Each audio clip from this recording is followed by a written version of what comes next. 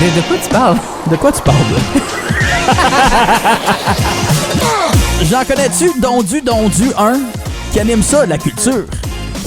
Qui anime la culture? Ouais. Oui, t'as raison. L'animation culturelle? Moi, je dirais qui habite la culture. Oh! Moi, je dirais qu'il habite Vanier. Il habite surtout Vanier aussi. La rue Barrette, je me trompe pas. Pour vrai? Je pense que c'est le descendant du père Barrette de l'église qui est à la fondation de la Patente. Cette sorte de secret francophone.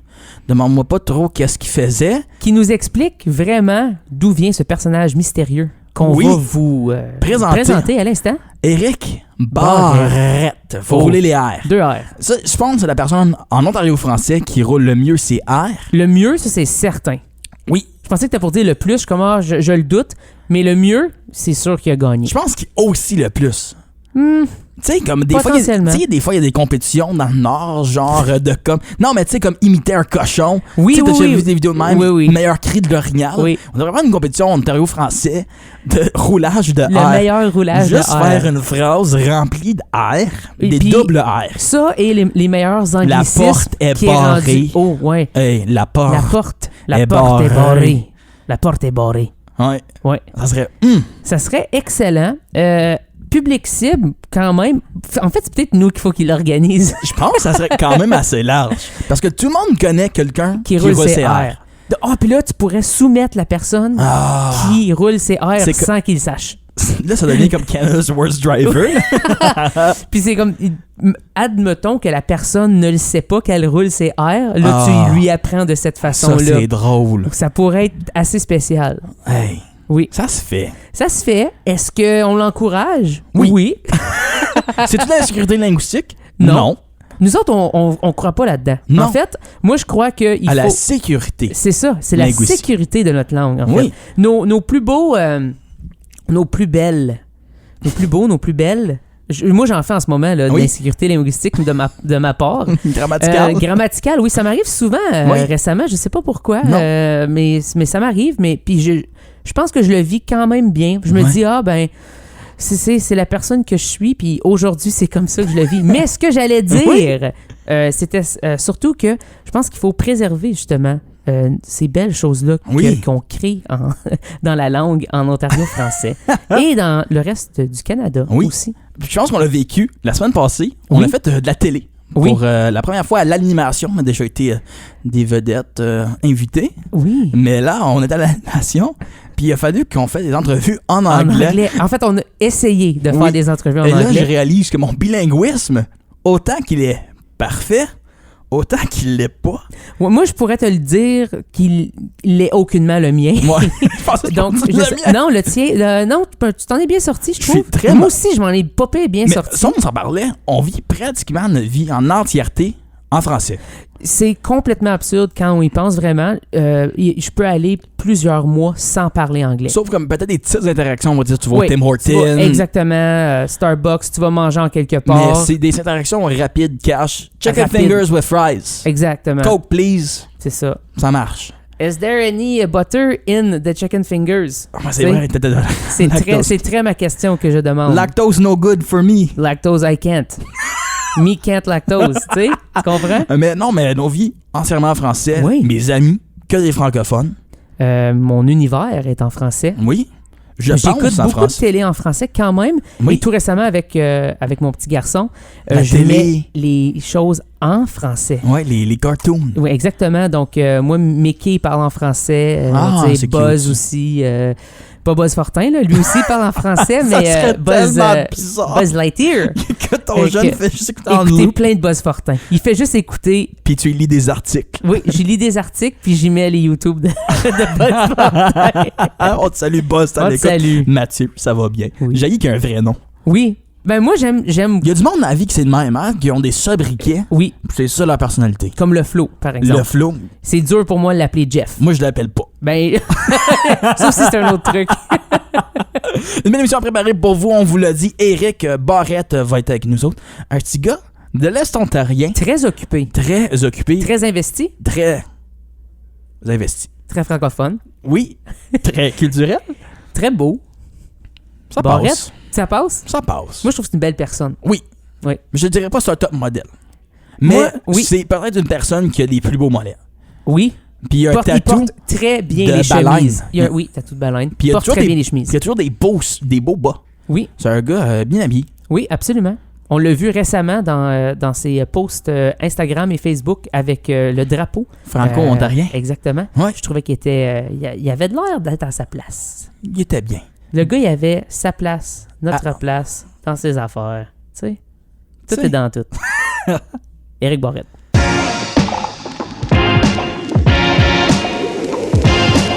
De quoi tu parles? De quoi tu parles? On a un président d'une association francophone. Aussi un animateur radio. Aussi un ornithologue Oui. à ses heures. Oh, wow. Un homme qui porte plusieurs chapeaux et qui ne fait pas tant signe de calvitie. Donc, c'est juste parce qu'il aime ça, s'impliquer. Monsieur Éric Barrette avec nous. Comment est-ce qu'il va, le monsieur? Ça va bien. On s'endure. Comment se passe ta rentrée avec tous tes 1000 projets? Je dirais que mon objectif, c'était d'être encore en vie le 26 septembre. On est aujourd'hui début octobre, je suis encore en vie. Donc, il faut dire que j'ai réussi ma rentrée, mais que les 4 premières semaines de l'année scolaire, c'était des 70 heures là, de travail efficace pour arriver au 26 septembre, qui est le lendemain de la Journée des Franco-Ontariens. Cette semaine, j'ai commencé ma semaine avec 716 courriels non lus et je suis rendu en ce moment à 105. Donc, j'ai eu une semaine efficace pour me rattraper. 716 courriels non lus. C'est ce que j'ai commencé ma semaine le dernier mois, si on veut. Là. Wow! OK. Ouais, c'est certain que ça met un peu de pression sur justement de lire tous ces courriels-là puis de te rendre jusqu'au bout, au bout de la liste. T'as pas le choix de te rendre au bout, puis je veux dire, là, c'est quand une facture qui date du 5 septembre, faudrait peut-être qu'on la paye parce que quelqu'un attend sûrement cet argent-là quelque part. Oui, absolument. Puis dans ce temps-là, il faut que tu y ailles juste en ordre de priorité. Tu n'as pas vraiment d'autres options que ça. À la base, c'est la priorité, puis évidemment, cette semaine, j'ai commencé mes courriels, admettons, du 5 septembre, puis je remonte tranquillement pas vite. Là, je suis rendu environ au 25 septembre. C'est pas trop mal, là, mais un petit 100 suivi encore à faire, puis on va avoir réussi à passer au travers de ce mois-là. Mais avec la rentrée scolaire, ça doit être quand même intense, là. Surtout 25 septembre qui arrive genre 2 semaines dans la rentrée scolaire à cause... On n'a pas contextualisé, tu es en charge de l'animation culturelle au CPO. Comment tu as vécu ça le 25, là, puis tout... Ben, je te dirais que nous, au CPO, puis comme dans plusieurs conseils scolaires, c'est aussi les camps de leadership pour bien partir l'année avec les gouvernements des élèves. Fait que nous, on a décidé de s'infliger ça essentiellement 10 jours après la rentrée. On est allé dans un camp leadership du 12 au 14 septembre. Fait qu'on s'est imposé ça de commencer en force avec ça. Et la semaine d'après, c'était aussi le 25e anniversaire de notre conseil, de tous les conseils francophones du même coup. Mm-hmm. Fait qu'on avait une célébration avec les 3000 employés de CPO dans 5 sites. Puis moi, j'animais un panel au site principal, puis j'ai appuyé beaucoup pour la logistique à ce niveau-là. Et la semaine d'après, c'était le 25 septembre. Donc, c'était assez chargé dans nos écoles, mais aussi en tant que président de l'ACFO, je me suis retrouvé à faire plusieurs rassemblements plus politiques, plus officiels durant la journée, plus des rassemblements scolaires, les spectacles de Yao ou encore des caouts virtuels pour qu'on en apprenne davantage sur la francophonie ontarienne. On a vu des belles photos avec le maire Sutcliffe d'Éric qui hissait fièrement le drapeau franco-ontarien. Oui. J'aime juste ça qu'il rencontre trop souvent le maire d'Ottawa. En plus, c'est comme bi-hebdomadaire. Mais dans toute cette anecdote-là, le maire n'était pas là. Oh, non? Parce que le maire était parti courir un marathon à Berlin. Donc, il a manqué sa première chance de célébrer C'était le représentant du maire, oui. C'est ça, Mme Stéphanie Plante. Mais sinon, le maire, lui, il courait en Allemagne, un marathon qui a dû reporter à maintes reprises à cause de la pandémie. Mais bref. Il courait pour notre francophonie. C'est ça. Moi, j'aime dire qu'il courait pour la francophonie. Ouais. C'est excellent. Et voilà. Exactement. En direct de Berlin. Là où on a le plus besoin de tout ça. Mais tu parlais tantôt des conseils scolaires qui avaient 5 sites pour vos affaires. Je pense qu'une réalité, on vit dans nos conseils scolaires, c'est que c'est comme hyper gros la superficie qu'on couvre. Tu sais, à Ottawa, comme le CPO, vous allez jusqu'à Hawkesbury, vous allez jusqu'à Trenton, je pense, c'est le plus loin. Ouais, ensuite, Pembroke. Comment que vous faites, parce que les autres conseils scolaires dans le Nord, ils vivent aussi, dans le Centre, dans le Sud, ça s'éparpille de Windsor à Toronto. Comment que vous vivez ça en tant que conseil scolaire dans la logistique de planifier toutes ces choses-là pour les différentes réalités aussi que les différentes jeunes régions vivent, oui. On est loin d'être le pire scénario, comme tu l'as évoqué. Par exemple, le conseil de Thunder Bay, il peut avoir 15 heures entre ses écoles, puis c'est dans un petit village au nord. Mais ceci dit, nous, c'est quand même, j'aime le dire, là, c'est une statistique que je ramène souvent, la dimension, la superficie du CPO est la même environ que la superficie de la Suisse ou de la Belgique en quelque sorte. Donc, c'est quand même une superficie qui est quand même assez grosse. Si je décide de partir d'Hawkesbury pour me rendre à l'autre extrémité, c'est quand même 5 heures d'autoroute solide pour le faire.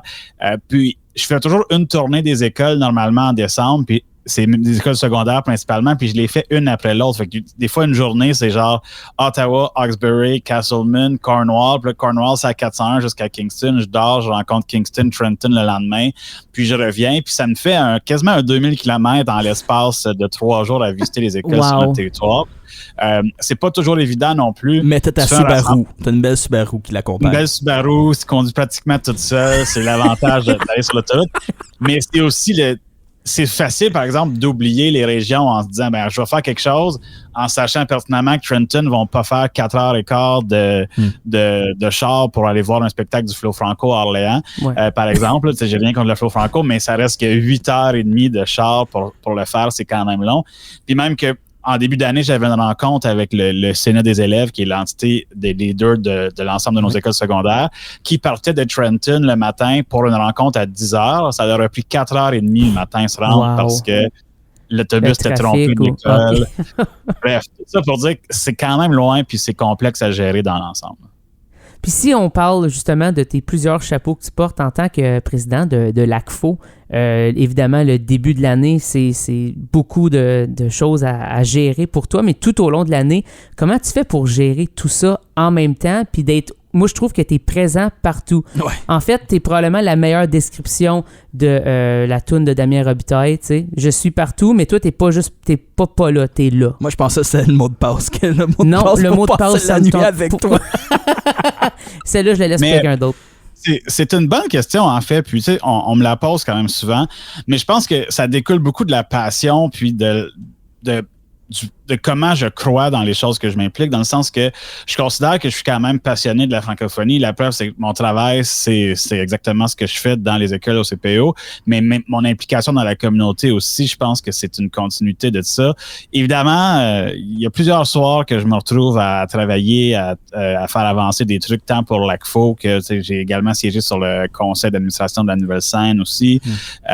Plus, là, maintenant, mon implication à Unique FM avec les week-ends uniques le samedi matin, et aussi des chroniques que je fais pour l'effet Pogonat à Ici Musique.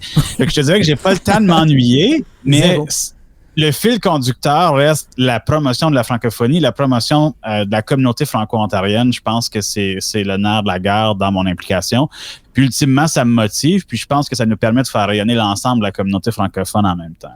Puis, à tes autres chapeaux, t'es aussi papa. T'as une belle fille de 2 ans, si je me trompe pas. À peu près 2 ans, À peu près 2 ans. Comment tu jongles ça avec ta vie familiale? Ben ça, encore une fois, j'en profite pour saluer mon épouse, là, Vanessa, qui, elle, évidemment, m'appuie beaucoup dans ça, mais c'est toujours une routine dans le sens que je travaille ma journée au conseil scolaire. Le soir, après ça, je vais être responsable du souper, appuyé avec la routine du dodo, et ainsi de suite. Et là, de 8h à minuit, c'est genre, je fais une antenne, je travaille sur la radio, je fais un suivi pour l'ACFO.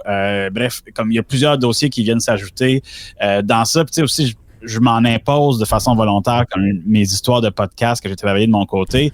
C'est du temps que je consacre, mais à faire quelque chose que j'aime, qui me passionne. Puis aussi, des fois, c'est le CPO qui occupe une bonne partie de mon soir, là, mais c'est vraiment de naviguer au travers de ça, puis d'essayer le week-end d'être tout un peu plus présent, pas toujours en train de jouer au golf ou faire des activités sportives loufoques.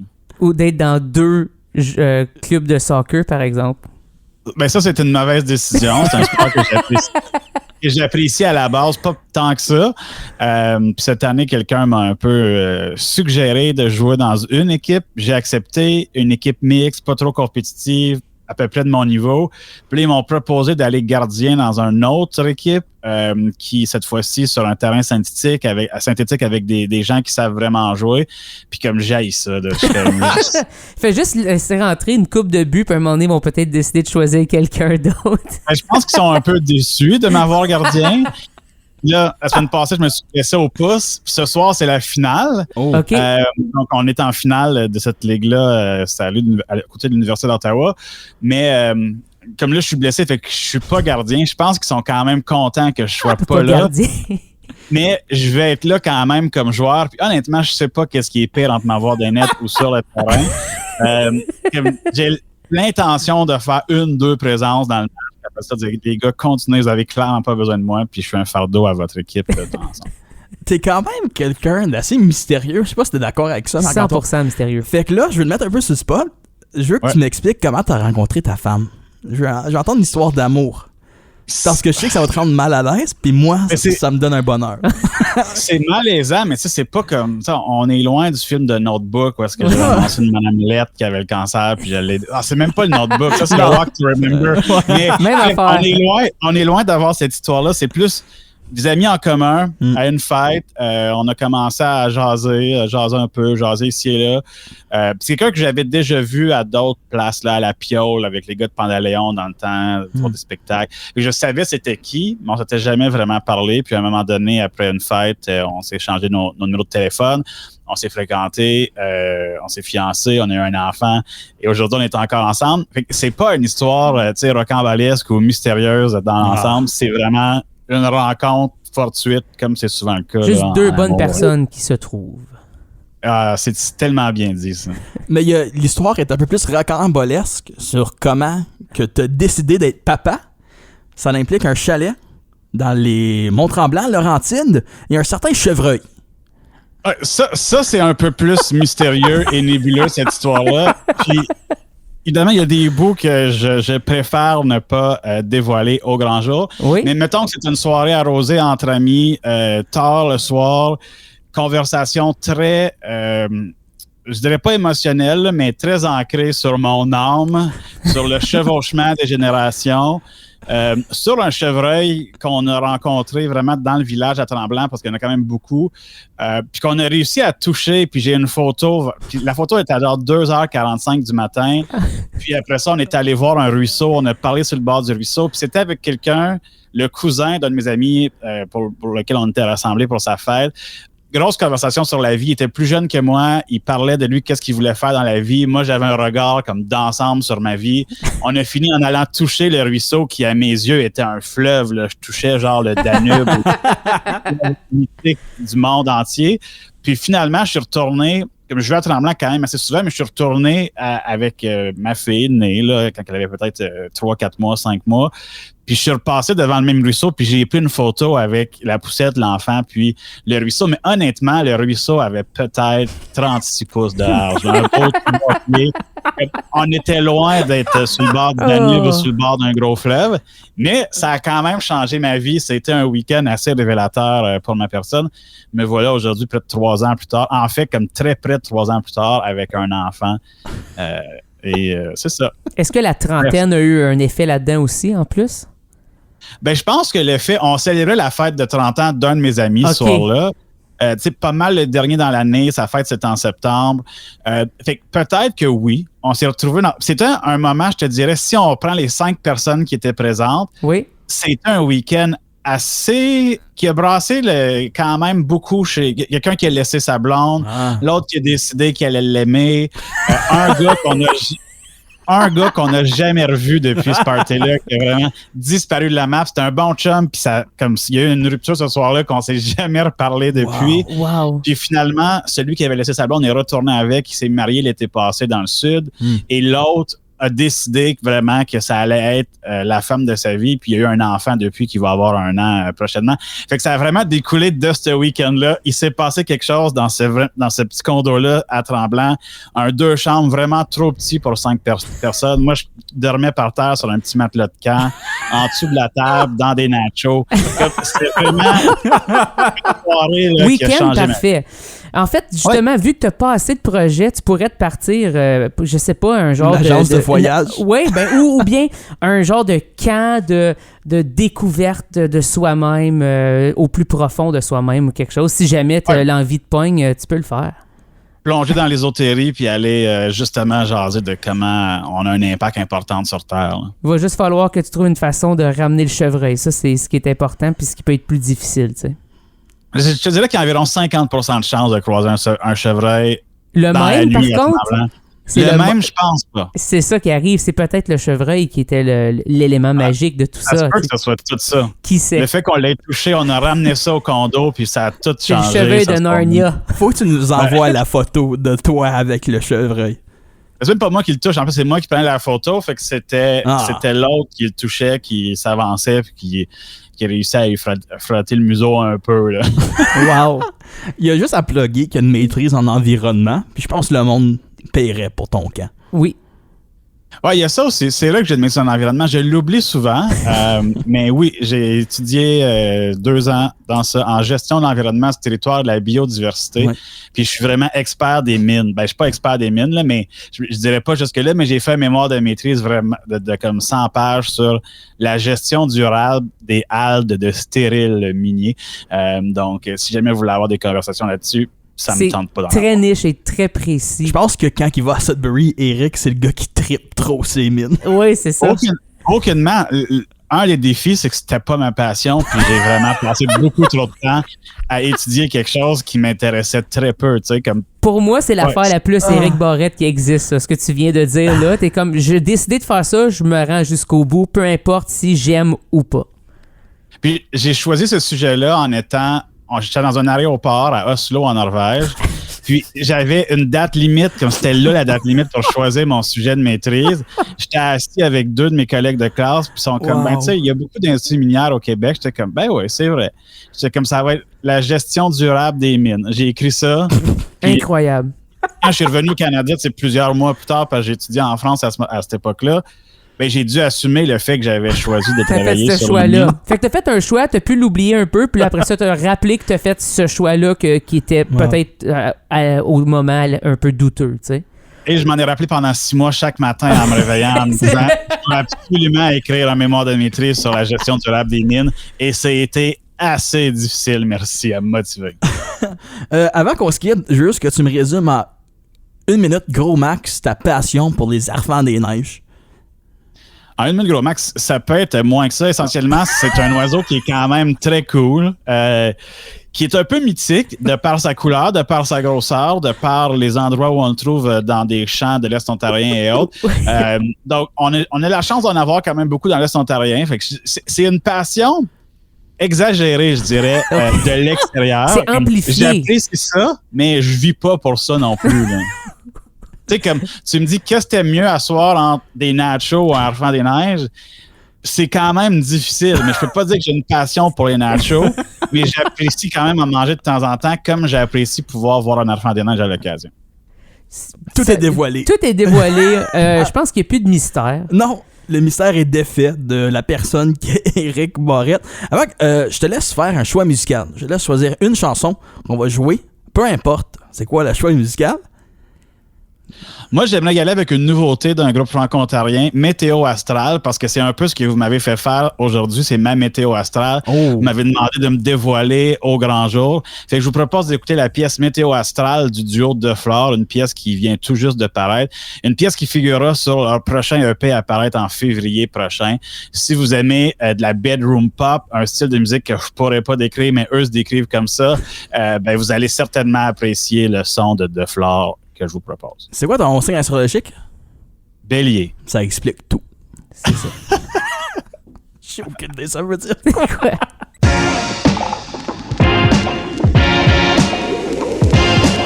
De quoi tu parles? De quoi tu parles? Mon t-shirt est couvert de sang. Ton t-shirt est couvert de sang. Ah, hey, j'ai un reculon qui est pété. On vous rappelle que Nick... Il fait de la... Ben, Nick et moi, on fait de la télé. En ce moment. En ce moment, on est comme dans la loge de notre loge. On direct de la loge. Ah, ben non. Est-ce que t'as amené un autre t-shirt? J'ai un t-shirt blanc en dessous. Oui. Mais c'est clair que je vais te faire 8 takes avec ce chandail-ci. Semi à l'aise en t-shirt blanc de dessous de chandail jaune. En ce moment, je vous explique ce que Nick est en train de faire. Il a essayé de l'enlever avec une goutte de salive. Yo, et clairement, puis en plus, ça va pas. Pour une raison X, j'ai comme un morceau de peau sèche qui est tombé entre mes 2 sourcils. Ou qui a décidé de faire ça la journée que tu fais de la télé. Habituellement, on fait de la radio, on se fout de ce qu'on a de l'air. C'était pas de même un matin. Et voilà. On est arrivé ici, boum. C'est arrivé. C'est quoi? Moi, je trouve que c'est concept à ce point-ci. Oui. Puis ça se cache avec le micro. Avec le micro, j'étais pour te dire, il va falloir que tu fasses un genre de twist de bras ou de bras croisés ou de gars fâchés, là, quelque chose comme ça, pour camoufler les 2 taches de sang qui sont, ma foi, très présentes sur ton chandail jaune. Les murs saignent. On pourrait pratiquement dire ça, surtout ton chandail. Mais je voulais vraiment te demander une question avant de finir le podcast. Monsieur Barrette nous a parlé des enfants des neiges. Oui. C'est un oiseau? Oui. Toi, t'aimes ça, les oiseaux? Oui. C'est quoi ton oiseau préféré? Hein? Dis de même? Perroquet, I guess. C'est cool, ça. T'as pris l'oiseau qui est le plus humain de la gang. Oui, absolument. Ah ouais? Ben, je trouve ça cool qu'ils peuvent dire des mots, tu sais, des paroles, des phrases. C'est tellement une bonne réponse. Je m'attendais vraiment à une mauvaise réponse de ta part. Ouais. Sinon, cardinal rouge. Puis là, j'ai l'impression d'en connaître beaucoup sur les oiseaux. Mais pas du tout. Mais mon grand-père aimait les oiseaux. Fait que quand il y en avait des nouveaux, mon grand-père Johnny présentait, il disait ça c'est un jet bleu, ça c'est ici. Mon père aussi, en fait, n'importe quoi qui se promène dans le cours, genre. On me le disait si je savais pas exactement c'était quoi quand j'étais jeune. Évidemment, un écureuil, si tu t'habites dans l'Est, il y en a plein d'écureuils. Là, fait que tu dis pas un écureuil à chaque fois. Mais quand c'était quelque chose de nouveau, surtout les oiseaux, parce qu'on les voit pas constamment. Toujours, non. Puis je me souviens que j'avais une petite cabane avec des graines d'oiseaux. Des graines de nourriture pour les oiseaux. Et puis, c'est ça. Moi, mon oiseau préféré, je pense que c'est un chickadee. Je sais pas si c'est ça. Je sais pas c'est quoi. Ils font Ils portent bien leur nom. Oui, mais si dans le Nord ontarien, à partir de, on va dire Renfrew. OK. Renfrew, je te dirais, c'est la place où il y a une surpopulation de ces oiseaux-là. Est-ce que tu sais la raison? Ils ont-tu comme mis ces oiseaux-là pour chasser quelque chose d'autre? Non, c'est des petits oiseaux. Ça, ça meurt là, comme un coup de vent, là, je pense. C'est pas fort. Mais je pense que c'est juste des oiseaux du bois. C'est juste, ils se promènent, je pense, peut-être qu'ils mangent des sapins, des épinettes. Ça ferait du sens dans ce coin-là. J'ai aucune idée. Non, mais dans ce coin-là, ça serait logique. Ça serait logique, mais surtout dans les arbres, c'est toujours des conifères, parce que dans le Nord, il y a souvent plus de conifères. Absolument. Puis ils font... J'ai pas vraiment la référence, mais ça doit être plus haut aussi. Oui, c'est très aigu. OK. Puis c'est comme paisible. OK. C'est comme un bruit de sauterelle, mais plaisant. Est-ce que tu penses que ça pourrait être sur une application de détente pour se coucher ou peu importe? Oui. Ce son-là? Avec de la pluie. Là-dessus. Ouais. Pas qu'on entend souvent les oiseaux quand il pleut. Non. Parce que ça va se cacher. Oui, ça va se cacher. Avec raison, tu sais. Parce qu'il pleut. Puis à leur grosseur, une goutte d'eau, c'est huge. Ça doit être rough. Hey! Imagine être un oiseau dans la pluie. Malgré que les ailes, c'est comme... Mais c'est un parapluie sur le côté. C'est quoi l'oiseau qui va bien vite des ailes, là? Rondelle? C'est ça? Avec, puis après ça... J'ai juste dit le premier oiseau. Puis après, ça va dans des plantes, là, prendre le nectar. Si je me trompe pas, le beau nectar. Le beau nectar. Plein de jeux de mots aujourd'hui. Ouais. Je sais pas c'est quoi, mais ça va ses ailes bien vite. Oui. Puis il y a toute une stabilisation à faire qui je le vois frapper. Dans ma tête en ce moment. Moi, je vois la voix de comme Charles Serre en ce moment en train de me faire « L'hirondelle va chercher le nectar. » Oui. À demain! Bye bye!